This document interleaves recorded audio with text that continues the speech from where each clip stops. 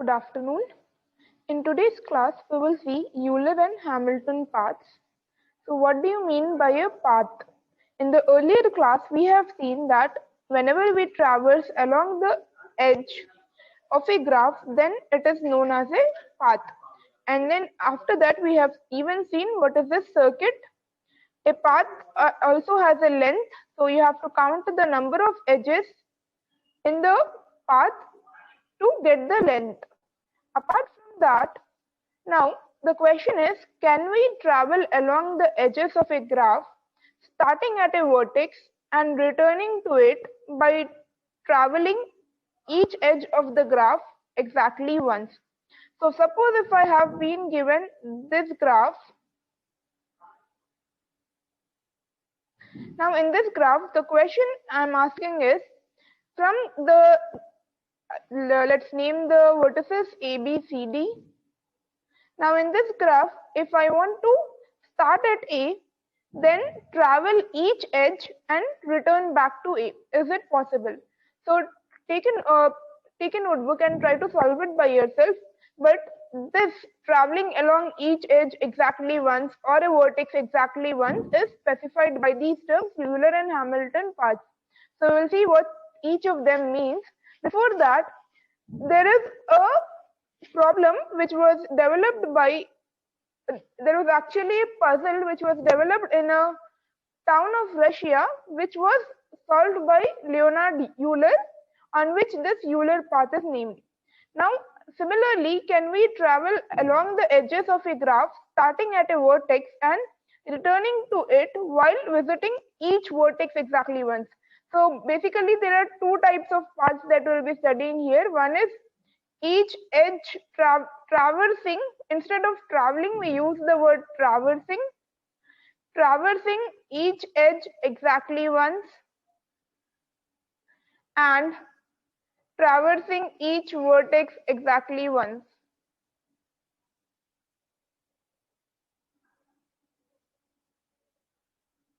So these are two different kinds of paths which we will study, but for now these questions are similar actually. What you may ask, what is the difference between traversing each edge exactly once and traversing each vertex exactly once?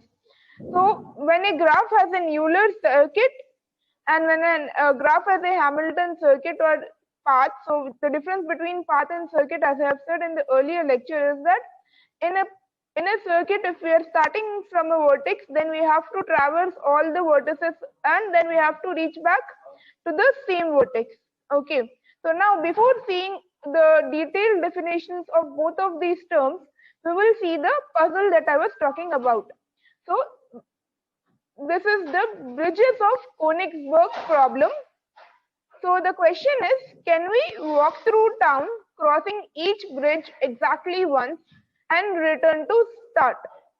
So basically, in the earlier Russia, there was a town known as Königsberg in Prussia, and it was divided into 4 sections by the branches of a river. These 4 sections included the 2 regions on the banks. So these are the banks, and one island. This was the island, that is, it was surrounded by the river. The land was surrounded by the river and the region between the 2 branches. So these are the 2 regions on the banks. This is the island and this is the region between the 2 branches.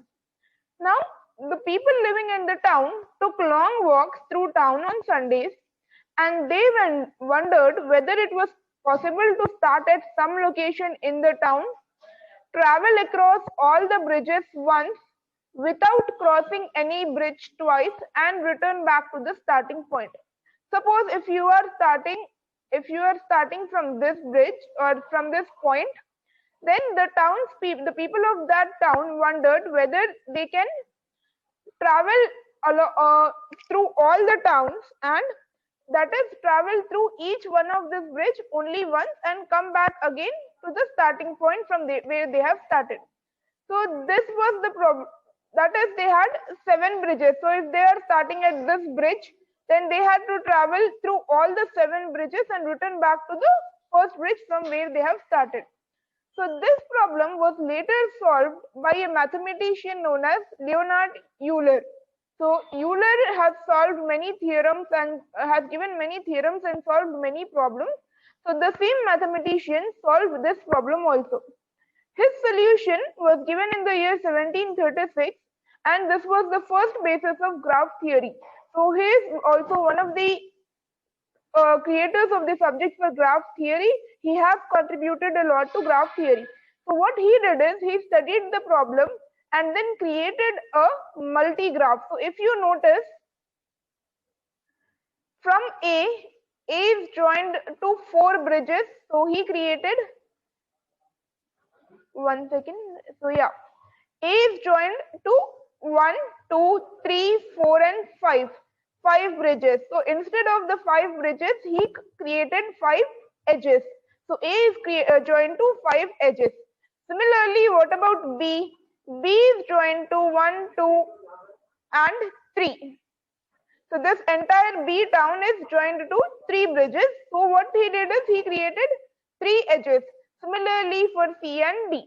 After that, what he did is he solved the problem in the way that we can start from, suppose if I am starting from vertex A, then I am going to first to on this bridge, then I am traversing to this one, then third, fourth, fifth,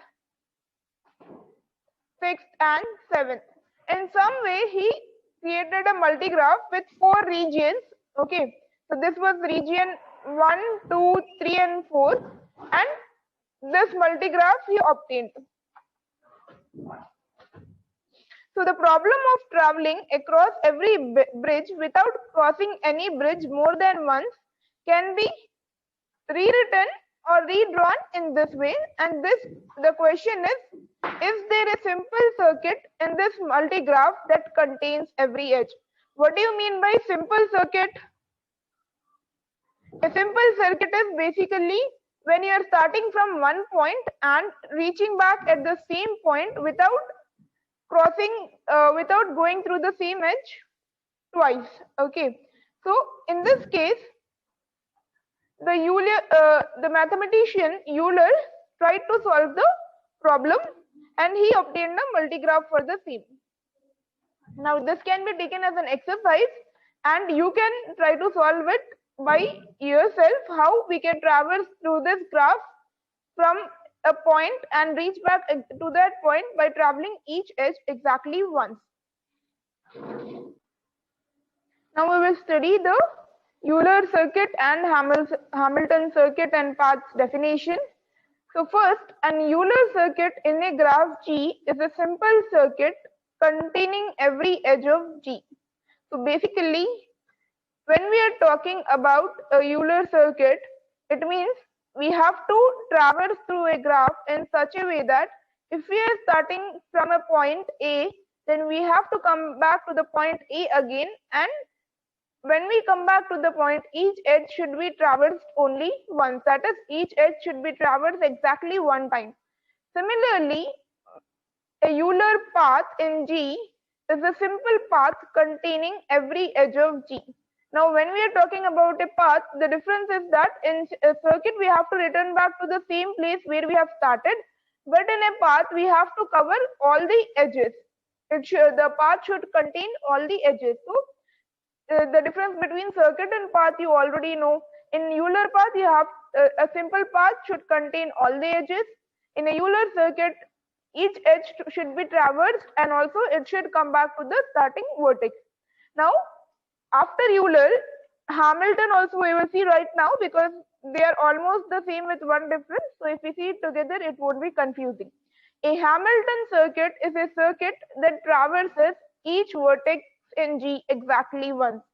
So a Hamilton circuit is basically where we are traversing each vertex exactly once. That is, if we start from a vertex, we should cover all the vertices and come back to our initial vertex.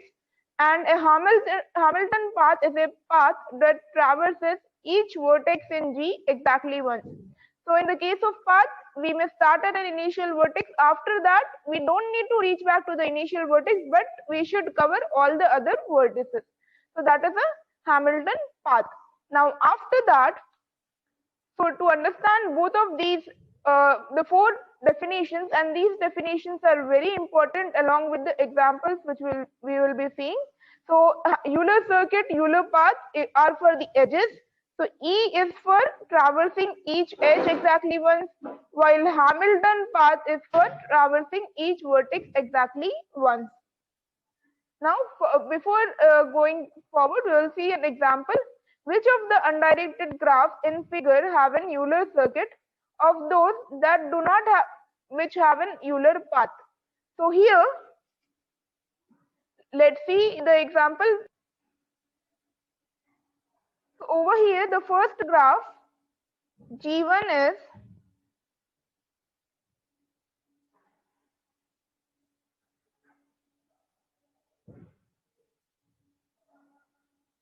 so the first graph is G1,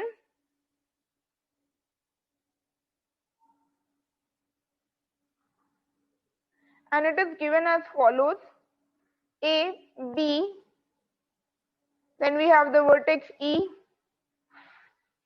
D, and C. Now to this graph, the edges are given as follows: A to P, B to E, and A to E, then E to D, E to C, and D to C. Now after that, we have to consider a Euler circuit first and also a Euler path. We have to check whether G1 has a Euler circuit and a path. So first let's check for Euler circuit. What is the definition for Euler circuit? The definition for Euler circuit is that I'm talking about Euler circuit. So since it is a circuit, starting and ending vertex should be the same and all edges should be traversed or traveled. So in the case of graph theory, we generally use the term traversal. So from A, I can go to the edge, I can traverse this edge AE first. So I'm just writing the numbers over here. After AE, I can go to EC second. Then from EC, CD. Then CD to DE. So this is third and this is fourth. From DE, I can go to EB, fifth, and then sixth. Okay. So the graph G1 has an Euler circuit. Also, you can start from any other vertex. Also, you can start from B, E, wherever you like. And if you get an Euler circuit, even if there is one circuit present, then it will be a Euler circuit. The graph contains Euler circuit. So let me write the circuit. So first I started from A, then E, then I went to C, D, then later D to E again, E to B, and then finally A. So the initial vertex and the terminal vertex are both the same. So that means our graph has an Euler circuit. Now what about the Euler path? So for the Euler path, it means that it should traverse all the edges, okay, and we don't need to traverse through the, we don't need the initial and the terminal. If you notice in this graph, if I have created a path A to E, that is I have to for Euler path, I'm speaking about Euler path. So in the case of Euler path, all edges should be traversed. We don't need to have the initial and the terminal vertices to be the same. So, but all edges should be traversed. So if we traverse from A again to E or A to B, whichever you choose. So instead of A, we can even take AB. After AB, if I travel from AB to E, then E to D, D to C, then CE, and then again A. So it is again creating a Euler circuit. But what about a Euler path? We don't need the initial and the terminal vertices to be the same.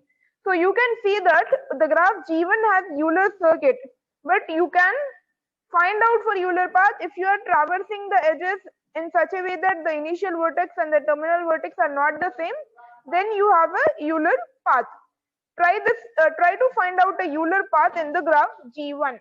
Now after that, let's see the graph G2. So the graph G2 is as follows. So let me draw it over here. So in the graph G2, let's try to find the Euler circuit. So if I start from the vertex A, I should travel. So I'm speaking about Euler circuit. If I start from vertex A, I should be able to travel all the edges and come back again to the vertex A. Let's see. AD. So I'm traveling this vertex first. AD. Then I can go to C. So DC. Then CE or CB. So I'm taking CE. So this is the third one. Then I have to go to EB. This is fourth. Then BA. So this is fifth. Now what about this vertex, this one and this one? Sorry, these three edges, not vertices, edges. So these three edges I am unable to traverse. Take another point in this graph and try to traverse from there and cover all the edges and reach back to that vertex. So even in that case, you will notice that. So please try to create a circuit by yourself for both the graphs. So this is G2, this is the graph G2, and also if we see the graph G3, this graph, both of these graphs don't have a Euler circuit. Okay.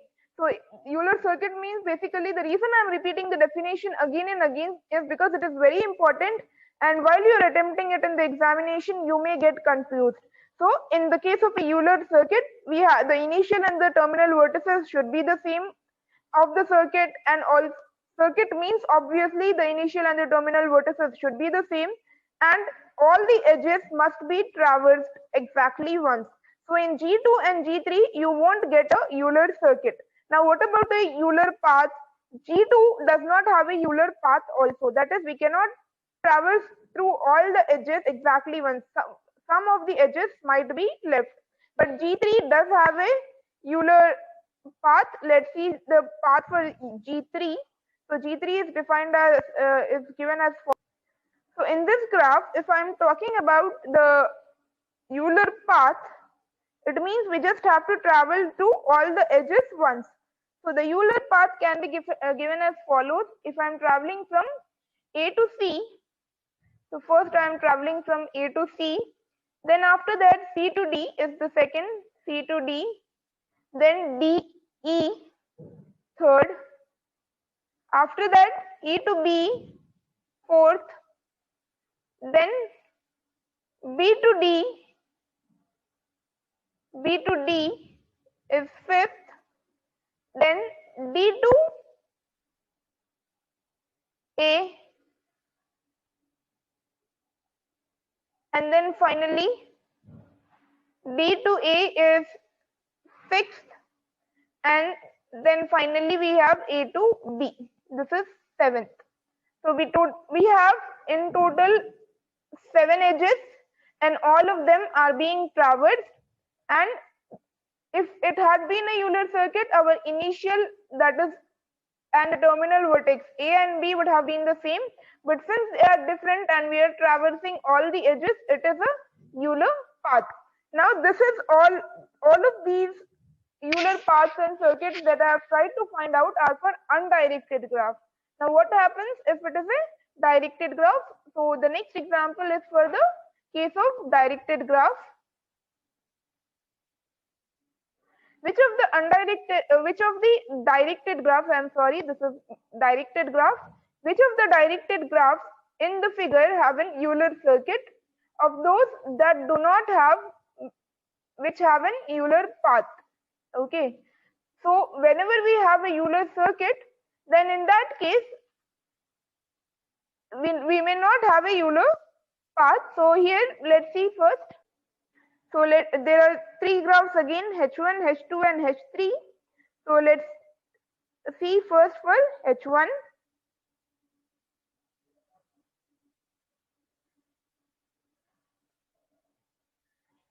So the first graph has H1 is as follows. It has 4 vertices A, B, C, D.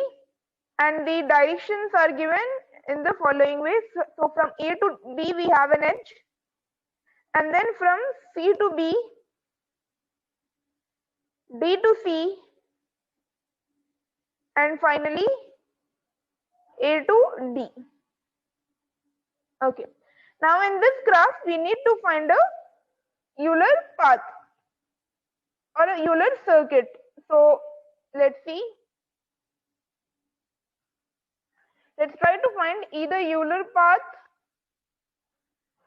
or first we are trying to find Euler path, then we are trying to find Euler circuit. But the scenario for this is that we have to travel along the direction of the edges. So if I'm traversing from A to B, from B there is no edge that goes from B, so the path is stopped over there, we cannot go any further. But what about from A to D? I can go from A to D, D to C, and C to B. Okay, so I have A to D, D to C, C to B, but this AB edge is left. If you try to start your Euler path or Euler circuit from any vertex, you won't be able to go through a path or a circuit which traverses all the edges. So in the case of this H1, this was our H1 graph. So H1 graph does not have a Euler path, neither it has a Euler circuit. So no Euler path, no Euler circuit. Now the next case,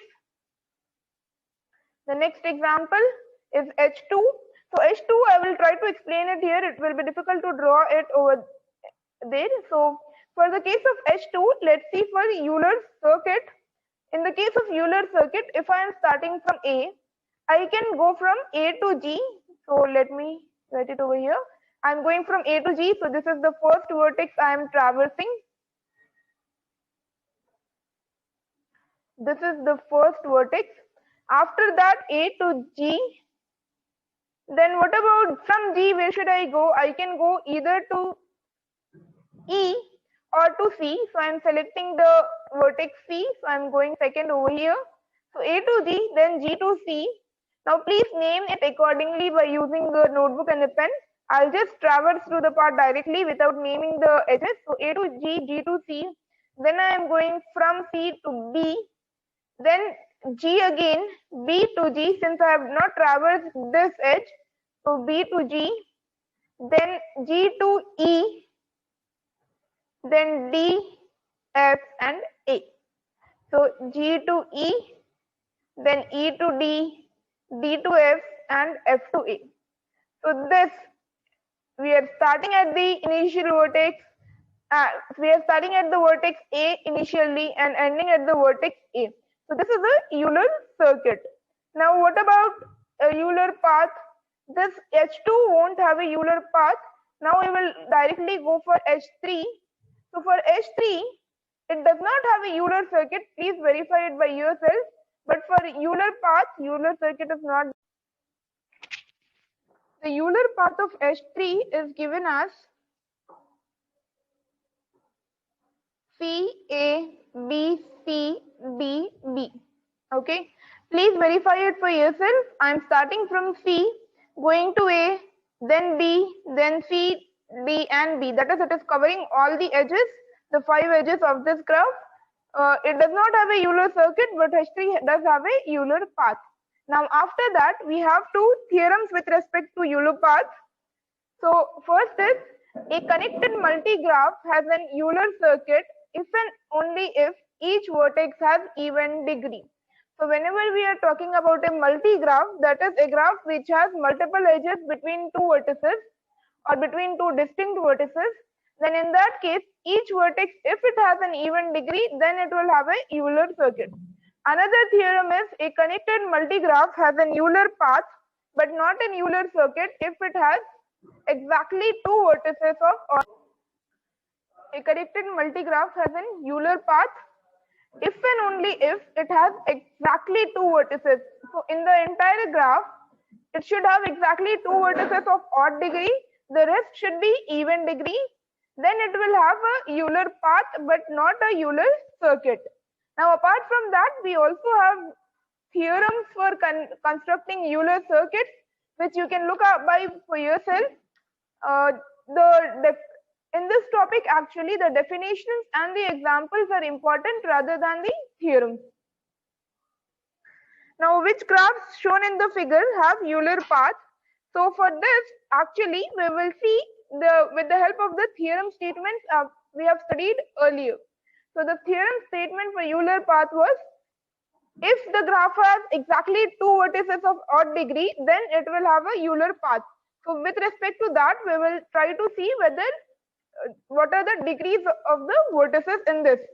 So, G1, the graph G1, it has two vertices B and D with degree 3 and two vertices A and C with degree 2. So, what was the statement? Exactly two vertices of odd degree. If it has exactly two vertices of odd degree, then it will consist of a Euler path. So over here we have exactly two vertices A and C of odd degree, so it will have a Euler path. Sorry, not A and C. A and C has vertices 2, has degree 2.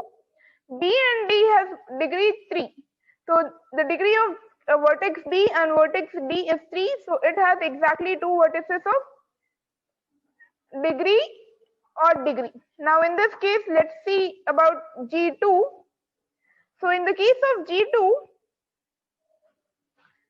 what are the two vertices? Do we have two vertices of odd degree? So in the case of G2, we have B, vertex B, if you check 1, 2, 3, and similarly vertex D, 1, 2, 3. So B and D again have degree 3. But what about the other vertices? A has the degree 2, G has the degree 4. Similarly, C will have degree 4 and E has degree 2 and F has the degree 4. So all the other vertices have degree even while B and D have the odd degree.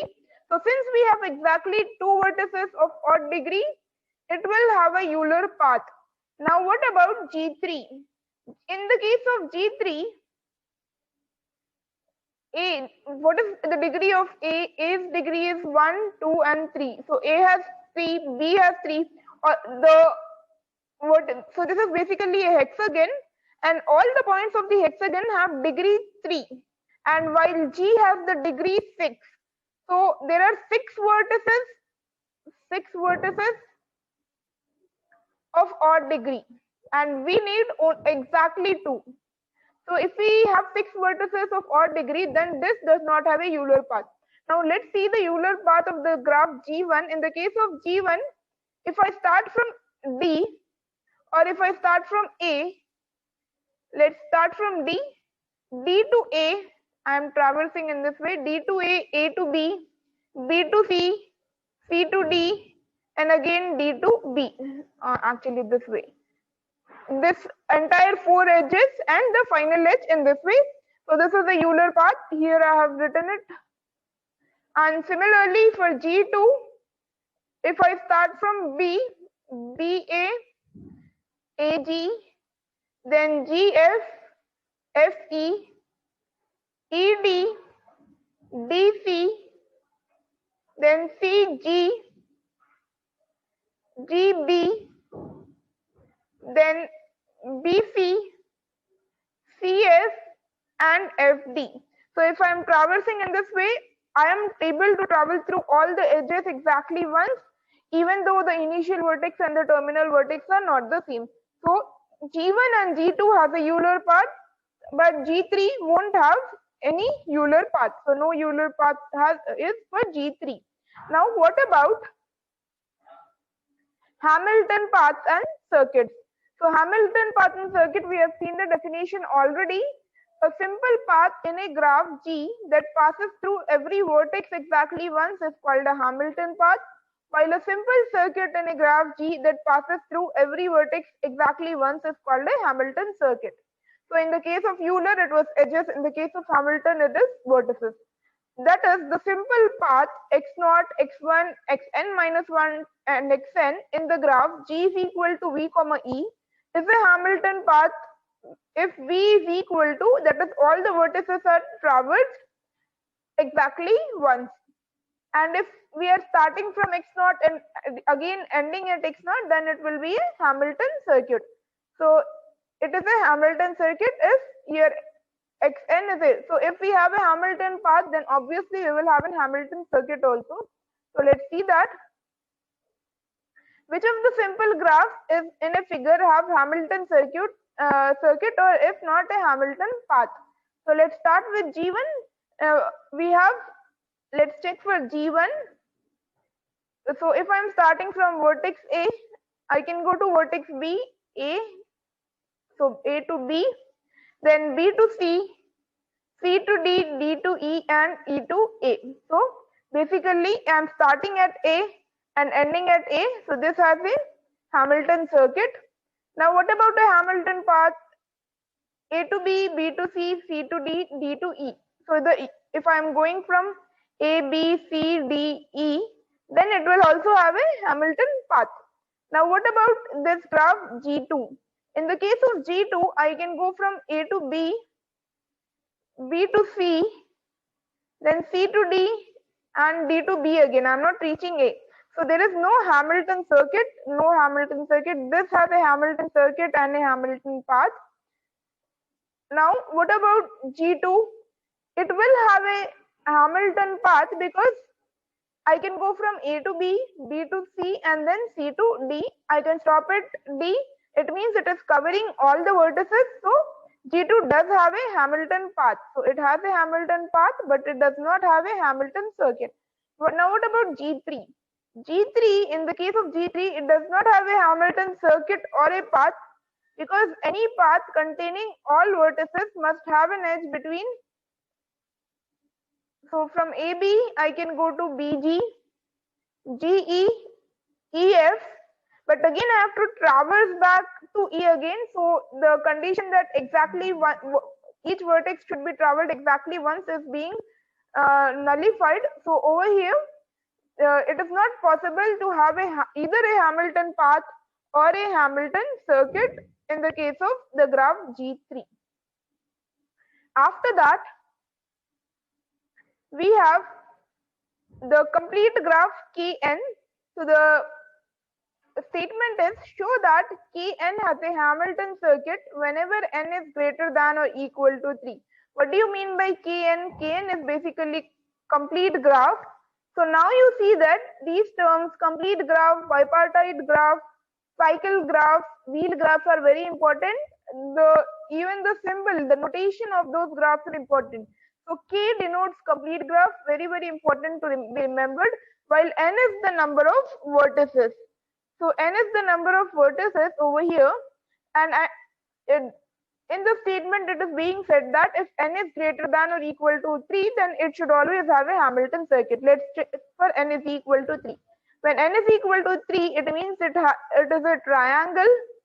So in the case of a triangle, if I am naming the vertices A, B, and C, so I can go from A to B, B to C, so and then again C to A. So it is having a Hamilton circuit. When n is equal to 4,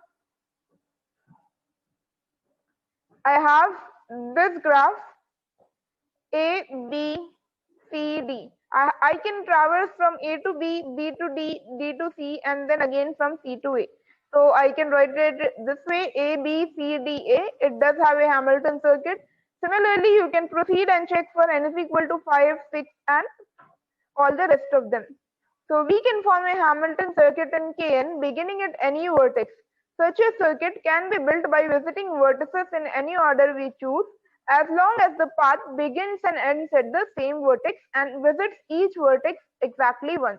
This is possible because there are edges in Kn between any two vertices. Basically, the definition of Kn is in between the pair of every two distinct vertices, we will have an edge. So in that case, we can traverse through the entire graph by visiting each vertex exactly once.